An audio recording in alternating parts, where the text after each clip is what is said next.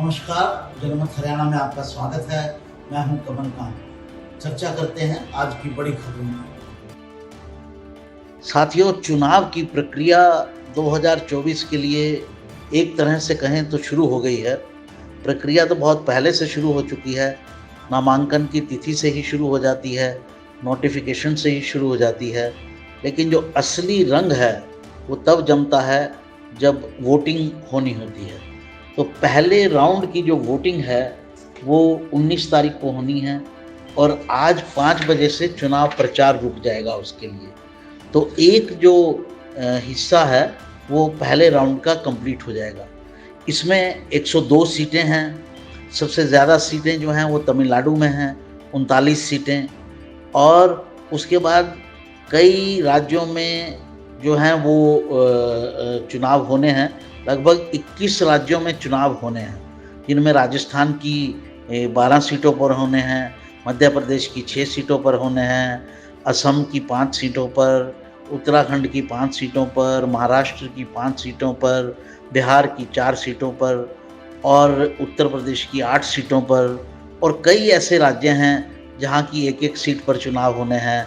मैं अगर एक बार गिन देता हूं जहां जहां होने हैं: अरुणाचल की 2 सीटों पर, छत्तीसगढ़ की 1 सीट पर, मणिपुर की 2 सीटों पर, मेघालय की 2 सीटों पर, मिजोरम, नागालैंड, सिक्किम, त्रिपुरा, अंडमान निकोबार, जम्मू कश्मीर, लद्दाख और पुडुचेरी, इनकी एक एक सीट पर चुनाव होना है। तो कुल 102 सीटों पर मतदान होगा परसों, और आज जो है वो जो चुनाव प्रचार है वो 5 बजे रुक गया है। साथियों, 2024 के चुनाव में एक बड़ी बात होनी है। वो ऐसी बात होगी जो भारत की आगे की राजनीति को सदा के लिए प्रभावित करेगी। मैं बताता हूँ आपको वो क्या है। वो ये है कि दक्षिण भारत में इस बार बीजेपी कितना विस्तार कर पाती है। बीजेपी अपना पूरा जोर लगा रही है। दक्षिण भारत में 5 राज्य आते हैं बड़े। इनमें कर्नाटक है, तेलंगाना है, आंध्र प्रदेश है, तमिलनाडु है और केरल है।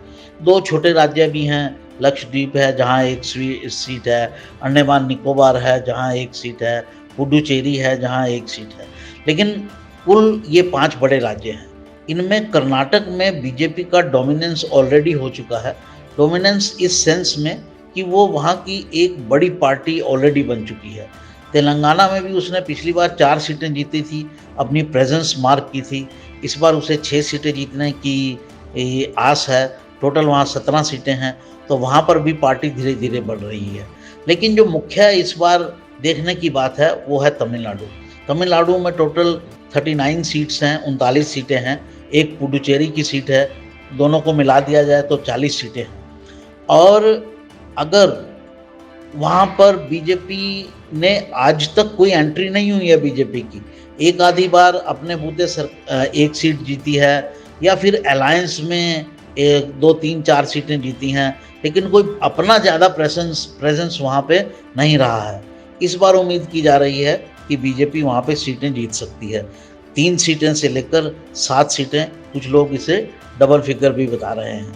तो ये डिपेंड करेगा कि तमिलनाडु में बीजेपी कितनी सीटें जीतती है और कितने % वोट पाती है।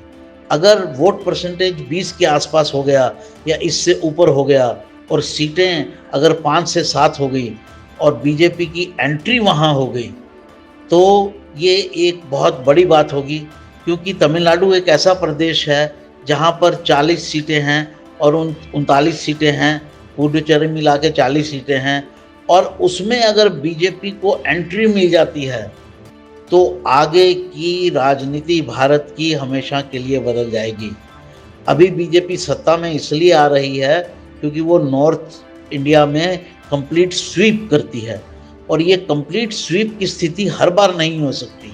इसे कई बार 80%, कई 70%, कभी 60% तक सीटें मिल सकती हैं।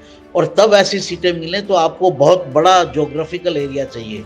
तो जैसे बीजेपी ने वेस्ट बंगाल में पिछले 2 चुनाव में एंट्री की है, उसी तरह से अगर वो तमिलनाडु में भी एंट्री कर लेती है तो इस चुनाव के लिए बीजेपी के लिए ये बड़ी बात होगी, ना केवल बीजेपी के लिए बर देश के चुनावी जो जो चुनाव हैं आने वाले उनके लिए भी, क्योंकि तब एक और बड़ा राज्य बीजेपी को मिल जाएगा।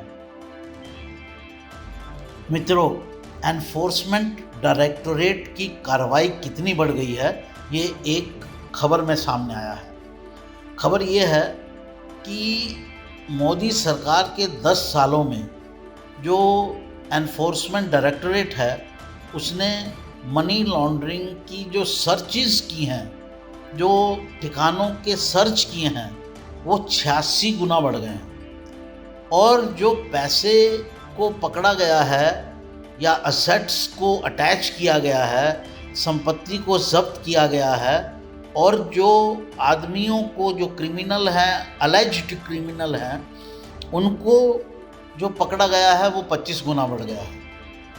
अब साथियों, इसके 2 मायने हैं। एक मायना तो वो है जो अपोजिशन कह रही है कि भाई हमें पकड़ा जा रहा है, हमें तंग किया जा रहा है, लोगों को तंग किया जा रहा है, पकड़ लिया जाता है, फिर पैसे वसूले जाते हैं, फिर बीजेपी में शामिल कर दिया जाता है। और एक दूसरा पहलू भी है। दूसरा पहलू ये है कि जो भी आदमी ब्लैक मनी जनरेट कर रहा है या टैक्स नहीं दे रहा है और गलत तरह से कमाए गए पैसे से संपत्ति खरीद रहा है, उसकी संपत्ति को जब्त किया जा रहा है। और इसमें ये कार्रवाई काफ़ी बड़ी है। अपनी रैलियों में मोदी जी भी यही कह रहे हैं, किसी करप्ट व्यक्ति को नहीं छोड़ूंगा। अब ये आपके ऊपर है, आप विश्वास करें इस बात पर या ना करें।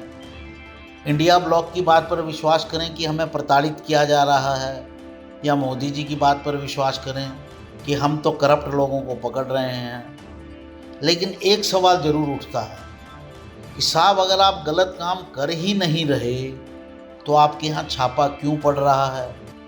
पहली बात तो ये है ना कि आप गलत काम कर रहे हैं तभी छापा पड़ रहा है, तभी आपको अंदर किया जा रहा है, कभी आपकी संपत्ति को जब्त किया जा रहा है।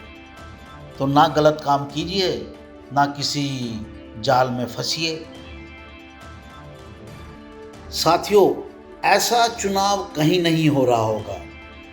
एक ससुर, 2 बहुएं आपस में चुनाव लड़ रहे हैं, आपस में एक दूसरे को हराने और जिताने पर लगे हुए हैं, अपने आप को जिताने पर, दूसरे को हराने पर। ये कहाँ का माजरा है? ये है हरियाणा का माजरा। हिसार सीट पर रणजीत चौटाला जो हैं वो ससुर हैं। रणजीत चौटाला और 4 भाई हैं। उनमें से एक भाई की बहू नैना चौटाला, वो भी हिसार से चुनाव लड़ रही हैं, नाम की घोषणा हो गई है। और दूसरे भाई की बहू सुनैना चौटाला, वो भी हिसार से चुनाव लड़ रही हैं। वो इनेलो से लड़ रही हैं, नैना चौटाला जेजेपी से लड़ रही हैं, और रणजीत चौटाला स्वयं जो हैं वो बीजेपी से लड़ रहे हैं। अब 3 में से कोई जीत पाएगा क्या? मामला वहाँ बहुत फंसा हुआ है। साथियों, एक नया सर्वे आया है। सर्वे है एक सर्वे एजेंसी का, एक न्यूज़ चैनल के साथ, और इसमें ये दावा किया गया है कि अगले चुनाव में बीजेपी जो है वो 373 सीटें जीतेगी, और इंडिया ब्लॉक जो है वो करीब 125। तो ये लेटेस्ट सर्वे है। इसमें बताया गया है कि इंडिया ब्लॉक को 2 स्टेट से ही ज़्यादा सपोर्ट मिल रहा है, एक तमिलनाडु और दूसरा केरल। और कई स्टेट ऐसी हैं जहां स्प्लिट वोट है, जैसे महाराष्ट्र में स्प्लिट वोट है, आधी सीटें, लगभग आधी तो नहीं है, झुका हुआ तो एनडीए के पक्ष में है, लेकिन फिर भी इंडिया ब्लॉक को अच्छी सीटें मिल रही हैं। उसी तरह से तेलंगाना में भी, तेलंगाना में हालांकि कांग्रेस सत्ता में आई है लेकिन उसका पूरा लाभ नहीं उठा पा रही है, ऐसा इस सर्वे में कहा गया है। बिहार में कुछ सीटें कम हो रही हैं, यूपी में बीजेपी की सीटें अच्छी हैं। तो कुल जमा जो फिगर मोदी जी ने बीजेपी के लिए रखी थी वो फिगर तो नहीं आ रही है। जो फिगर उन्होंने बीजेपी के लिए रखी थी वो एनडीए की फिगर बन रही है। उन्होंने कहा था बीजेपी 370 जीतेगी, एनडीए 400, लेकिन हो रहा है कि 370 सीटें एनडीए को ही आ रही हैं। तो ये लेटेस्ट सर्वे है जो आपको फिगर बता रहा है। तो ये थी आज की बड़ी खबरें। नमस्कार।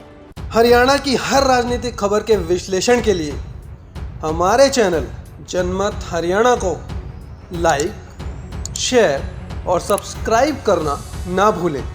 साथ ही बेल आइकन को भी प्रेस कर लें ताकि हर वीडियो की अपडेट आप तक पहुंचती रहे।